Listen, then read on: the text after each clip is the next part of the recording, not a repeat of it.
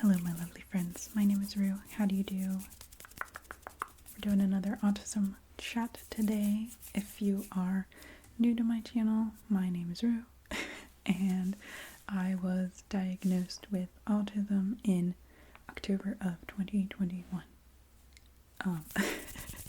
So I have sort of like a series on this channel where I talk about topics and then like my experiences with them, and I also tap on an item because it is an ASMR channel. So got some nice little tappy taps. I have a box of Irish Spring soap, which smells very strongly. If you know what Irish Spring smells like. Anyways, today's topic is one that I personally feel is the most disabling part of my autism. I think it's something I struggle with a lot. And I've made videos about this before. So like, I apologize. Like, I know I have made social anxiety videos and videos about socializing and stuff, but I wanted to make one specifically about social anxiety disorder because it is something that was on my like diagnoses list, you know, that like I didn't really realize like how, like I was like, oh, social anxiety disorder, sure, but like the more I pay attention to it and sort of understand what it means, the more I'm like, oh yeah, you have social anxiety disorder. It like can also be referred to as social phobia, which is what the like original therapist I had, she called it social phobia, and I'm like, that sounds really dramatic, but it's like pretty accurate actually. But I think the like actual term is social anxiety disorder. So anyways, let's talk about it. So I don't think anyone is born with social anxiety disorder. Like, correct me if I'm wrong, but I'm pretty sure it's like an acquired disorder. And so like, obviously when I was a small child, I did not have social anxiety disorder. However, I did struggle with social things. So it's like an acquired disorder. I feel yucky saying disorder, but like through your experiences, like, so you have negative experiences and your body basically learns that social settings are a threat to you, basically. At least that's how I feel. So I'm pretty sure it's quite commonly comorbid with autism, because obviously autistic people struggle with social stuff, social cues, maybe bullying, so it's very likely that they probably have reoccurring bad experiences with socialization. So anyways, that's the case for me. Anyways, it's like an acquired disorder. And for me, it's gotten worse and worse and worse and worse the older I get. And like, I'm currently 31 and it's pretty bad, and I don't see it getting better. So like I said, I didn't have social anxiety when I was a small child. It was something that built and built and built, and I think, you know, began like, I feel like there's a certain point when you're a child and you start to get a little older and the social rules become more complicated, and there's like all these little things that you're not doing that make you weird or whatever. So like, I feel like it starts there, and then like as you get older, there's like more and more rules. There's less like lenience for breaking those rules, and you just slowly develop this anxiety around socializing and being around people. So that's kind of how it happens. Like, I'm 31 years old, and I would say, like, it impacts my life, I would say, more than anything else, in a very negative manner. But, like, I don't know, I'm okay with it. Like, I've adapted, so it's fine. But, like, I wouldn't say I'm living a very normal life. But it's okay, I don't mind. And so I also wanted to, like, talk about, like, social anxiety disorder versus, like, normal social anxiety, because I do think, you know, most people get nervous around new people and I don't know, new situations. Like, that's just human. But social anxiety disorder kind of takes it to a whole new level, where you will go out of your way to avoid anything involving socializing. Like, I structure my life around not being around people, because it's just, like, so distressing. So I think it becomes a disorder when it starts affecting how you live your life. And also, I wanted to talk about how it feels and how my body reacts in those situations, because obviously when you live in a society, like, you have to be around people sometimes. Like, it's just how the world works. So obviously there are situations where I have to do it. But yeah, so my body, at this point, I feel like my body reacts even though my mind knows it's okay, and I can't control it. It feels bad, like, very uncontrollable. And the only way I can describe it is, like, it feels like it's like my body perceives this as a threat that we need to get away from immediately. So my body is very tense. Like, anytime I'm around people, it's like I get so sore at the end of the day, like, where I can not even fall asleep well, because I hold a lot of tension in my hips, which is weird. But, like, I just get so achy and sore. So it's like a physical thing. And, like, I can't think properly. I'm,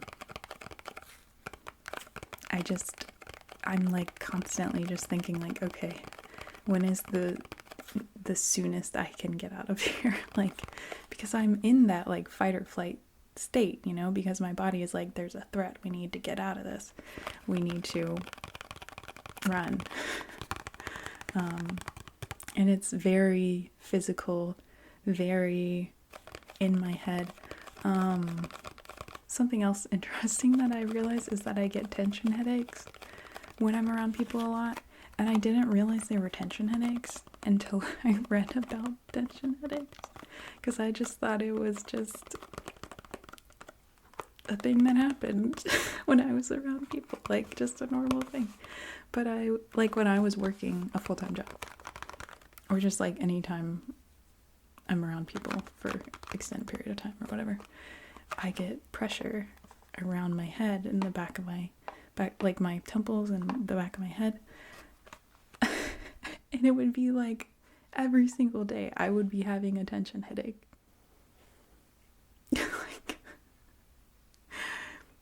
Anyways, yeah, so there's, like, definitely a physical aspect to it, and a mental aspect, obviously.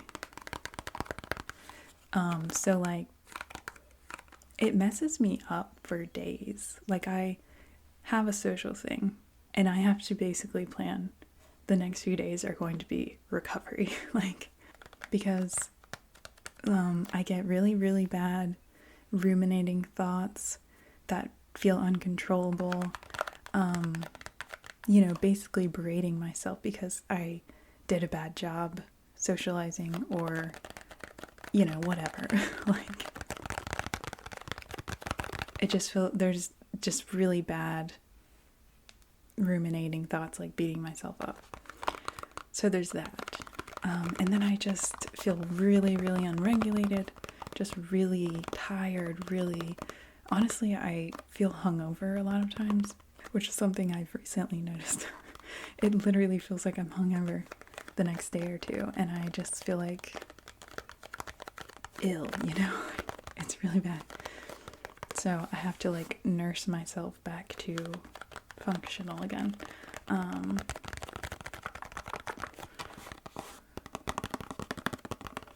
So you can imagine why I'm not too into social events and like meeting people, and because it is very disruptive to my life, and obviously it disrupts my routines and my regular day-to-day things that keep me going, and like it's just it's not great. But yeah, so like I said, I avoid socializing at like all costs. If possible, I will not go because of the aforementioned reasons. So yeah, it impacts your life in the sense that there are certain things that you don't want to do because of this. But also I don't want you to feel bad for me because I don't know, I feel like I've adapted to it. And I don't mind being alone. Because I do have my partner. I see him every day. So he's like my safe person who I am comfortable around. Really the only person I'm comfortable around. So it's not like I'm completely alone. But I really thrive in this little bubble I've built myself. Like I'm, home all the time. I make YouTube videos and sort of like delve into my little creative hobbies, and like not socializing just like leaves a lot of room for the things that I really, really love doing, like my hobbies and my passions. And so I really like the life that I've like made for myself. Obviously I'm not making really any sort of sustainable income currently. I'm hoping I will eventually figure that out. Which is one reason I started YouTube, because I was like, well, maybe eventually, But at the moment, small channels don't make a lot of money, y'all. But yeah, it's like I'm really lucky in the sense that I've shaped my life around making myself comfortable and not putting myself in situations that my body like views as a threat. So yeah, like I'm just saying this like so you don't like feel sorry for me. Like I'm pretty happy most of the time. This impacts me basically just on the rare occurrence that I have to go out and socialize, which like I wish it didn't. I wish it didn't, because obviously it's not fun. But it's just something that I've sort of accepted about myself, and I don't know, maybe in the future I'll find better coping mechanisms for it, but like at the moment it's like a pretty disabling aspect of being autistic for me. So but yeah, I wanted to make this video because I just like want to explain social anxiety disorder, because I don't feel like it's something that's talked about a ton. Like I feel like not being able to be social is sort of seen as sort of a shameful thing, like something you shouldn't admit, or like almost like people think it's fake or something, but it's very real. It's very real. And it's quite disabling. So if you suffer from social anxiety disorder, like I understand you. Like, And also, like, if you know someone with social anxiety disorder and you're like upset with them because they never want to hang out with you, like, perhaps this can be a bit of an explanation to what they're going through and why it's so difficult for them. And it can be really difficult to have a job. Because, I mean, okay, so I'm describing like going to an hour or two social event and how it affects me. But imagine going to a job and experiencing this 8 hours a day, 5 days a week. That's why I was in burnout. That's one of the reasons anyways. Because it's sapping so much of my energy. I was in fight or flight mode, like literally 24/7. And it just took a heavy toll on me. And that's why I had to leave. Even though it wasn't a bad job. It was a really good job. The people there were really nice. But I just couldn't handle it. After that I was like, any work I do from here on out, it has to be just me. Which, again, that sounds dramatic, but it's what I need to be a happy, functional human being. And I think that's okay that there are people who need that. And we should talk about that. I just feel like social anxiety, or at least to me, it felt very shameful to admit. But now I'm like embracing it, and it is a real thing, and it's pretty disabling in a social society. And then also, like, I have sort of built these communities of people online that I like, because I find it's difficult. In-person stuff is difficult, and it's harder to find people that you connect with, because I don't know, it just is like, it's on the internet, you can just like search something and find somebody, so there's like this little part of me that's like, I wonder if I met up with these people in real life, if I could be comfortable around them and we'd get along. And there is a part of me that's like, maybe, but then the social anxiety part is like, no, we don't want that. And like, first of all, I'm afraid that I will have that, fight or flight reaction. And second of all, I feel like anytime anyone has known me from just an internet person and they meet me in person, I'm a disappointment to them. And I think part of that is because I just don't know how to be myself around people, and I'm in that stressed mode, and I can't be myself. I don't know. And I come across maybe as boring or rude or weird. So, yeah, I don't particularly enjoy meeting people because I feel like I am a letdown in person. And I know, like, people will be like, no, you're not. No, you're wonderful. But, like, I have many years of data to back this up. So, yeah, part of me wonders, like, if I actually had people in person who were more similar to me, if I would actually be able to have relationships. But I also feel like I wouldn't, because relationships are very hard for me and take a lot of energy. So I don't know. I don't know. Maybe one day I'll find out, but who knows. But for now, I'm fine with what I have. But it is something that I like wonder about sometimes. Anyways, I just wanted to chat about it because it's like genuinely like the number one struggle of my life. And I don't feel like people talk about it, and we should. It's not a shameful thing. It's just how your body has learned to cope with the world, and you can't do anything about it, really. I mean, maybe you can. I really don't know. It does make me, now that I'm like aware of it, I do wonder if there's like a way to like dismantle that sort of reaction. I really don't know because it feels very like I'm not in control of it. It just happens. Like, even when I know I'm safe and I'm like, you're fine, chill, you're fine, my brain's like, no, we're not fine. We gotta get out of here. We gotta run. This is horrible. You're gonna die, you know? So yeah, social anxiety is a very disabling, difficult thing to deal with in a human society where we're supposed to be social, and